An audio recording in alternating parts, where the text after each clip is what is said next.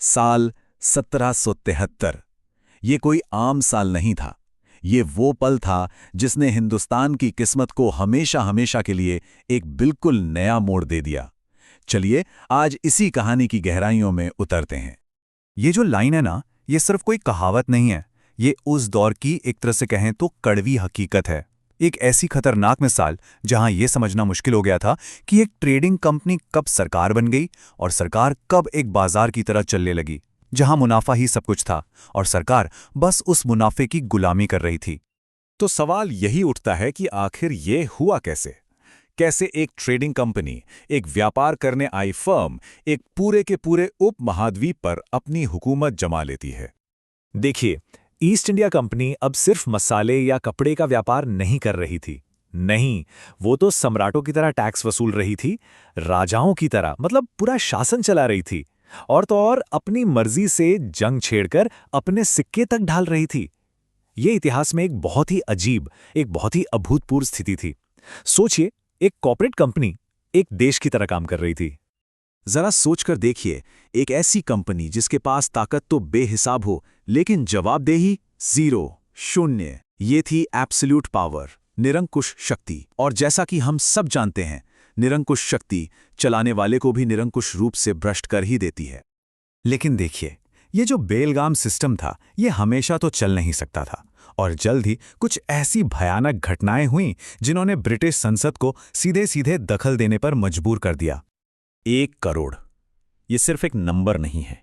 ये 1770 के बंगाल अकाल में मारे गए लोगों की अनुमानित संख्या है।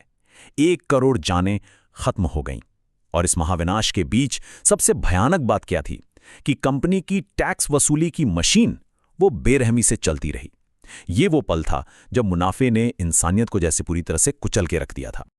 और यहां पर जो सबसे चौंकाने वाली बात थी वो ये थी कि एक तरफ तो कंपनी खुद दिवालिया हो रही थी, कंगाली की कगार पर थी, और दूसरी तरफ उसके जो अधिकारी थे वो निजी व्यापार और लूट से अविश्वसनीय रूप से अमीर बनते जा रहे थे। मतलब कंपनी डूब रही थी और कर्मचारी मालामाल हो रहे थे। ये जो लूट का असंतुलन था ना, ये एक बहुत बड़े भूकंप का सिग्नल था। तो इस पूरे संकट ने ब्रिटेन में एक बहुत बड़ी नैतिक और राजनीतिक बहस छेड़ दी।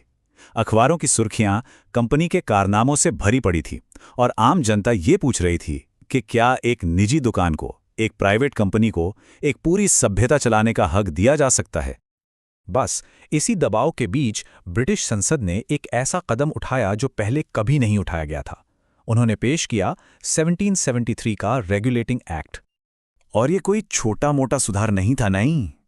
ये ब्रिटिश इतिहास में एक बहुत बड़ा यू टर्न था। पहली बार था ये जब ब्रिटिश सरकार ने सीधे भारत के मामलों में दखल दिया और एक प्राइवेट एम्पायर को एक पार्लियामेंट्री एम्पायर में बदलने की प्रक्रिया शुरू कर दी। तो इस बिगड़ी हुई बाजी को काबू में करने के लिए इस एक्ट ने कई बड़े कदम उठाए। आइए एक एक करके इसके मुख्य प्रावधानों और उनके पीछे की सोच को समझते हैं। सबसे पहले बंगाल के गवर्नर को गवर्नर जनरल बना दिया गया। मकसद ये था कि भारत में कंपनी का जो बिखरा हुआ एडमिनिस्ट्रेशन था उसे एक सेंट्रल कमांड के नीचे लाया जाए। दूसरा, गवर्नर जनरल की शक्ति को बेलगाम होने से रोकने के लिए 4 मेंबर्स की एक एग्जीक्यूटिव काउंसिल बनाई गई। मतलब अब फैसले अकेले नहीं बल्कि मेजॉरिटी से लिए जाने थे, एक तरह का चेक एंड बैलेंस। तीसरा, बॉम्बे और मद्रास की प्रेसिडेंसियों को बंगाल के अधीन कर दिया गया। यह भी सेंट्रलाइजेशन की तरफ एक और बड़ा कदम था।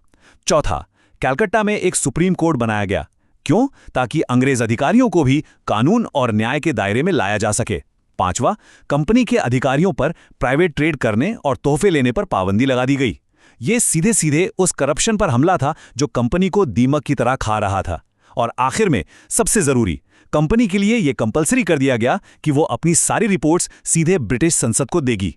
ये अकाउंटेबिलिटी तय करने का सबसे बड़ा कदम था। लेकिन कहते हैं ना कि इरादे अच्छे होना ही काफी नहीं होता। ये कानून एक बहुत ही दोषपूर्ण समाधान साबित हुआ और जैसे ही इसे लागू किया गया, जमीन पर तुरंत टकराव और कह सकते हैं कि अराजकता का माहौल बन गया। इस एक्ट की सबसे बड़ी और शायद सबसे फंडामेंटल खामी ये थी कि इसने एक ही जगह पर सत्ता के 2 सेंटर बना दिए थे। एक तरफ थी एग्जीक्यूटिव यानी गवर्नर जनरल और उसकी काउंसिल, और दूसरी तरफ थी जुडिशरी यानी सुप्रीम कोर्ट। अब प्रॉब्लम यह थी कि दोनों के अधिकार क्षेत्र साफ नहीं थे, जिसके कारण उनके बीच लगातार पावर स्ट्रगल चलता रहता था, टकराव होता रहता था। तो अगर हम संक्षेप में देखें तो ये एक्ट कई वजहों से फेल हुआ। एक तो अधिकार क्षेत्र साफ नहीं थे, जिससे सत्ता का संघर्ष हुआ। दूसरा, जो भ्रष्टाचार विरोधी कानून थे वो कागज पर तो अच्छे थे, लेकिन उनमें इतने लूपहोल थे कि वो बेअसर हो गए। और तीसरा, ब्रिटिश कानूनों को सीधे सीधे भारतीय समाज पर थोपने की कोशिश ने बहुत बड़ा कंफ्यूजन पैदा कर दिया। हालांकि ये एक्ट शुरुआत में तो एक तरह से फेल ही रहा, लेकिन इसकी असली अहमियत इसके फौरी नतीजों में नहीं बल्कि इसके दूरगामी परिणामों में छुपी है। इसने भविष्य के लिए एक नींव रखी। ये जो 1773 का रेगुलेटिंग एक्ट था ना, ये पहले डोमिनो की तरह था। इसने एक ऐसी चेन रिएक्शन शुरू की जिसे कोई रोक नहीं सका। इसके बाद आया पिट्स इंडिया एक्ट, फिर चार्टर एक्ट्स और अंत में 1858 में कंपनी राज का पूरी तरह से खात्मा हो गया और भारत सीधे ब्रिटिश क्राउन के कंट्रोल में आ गया।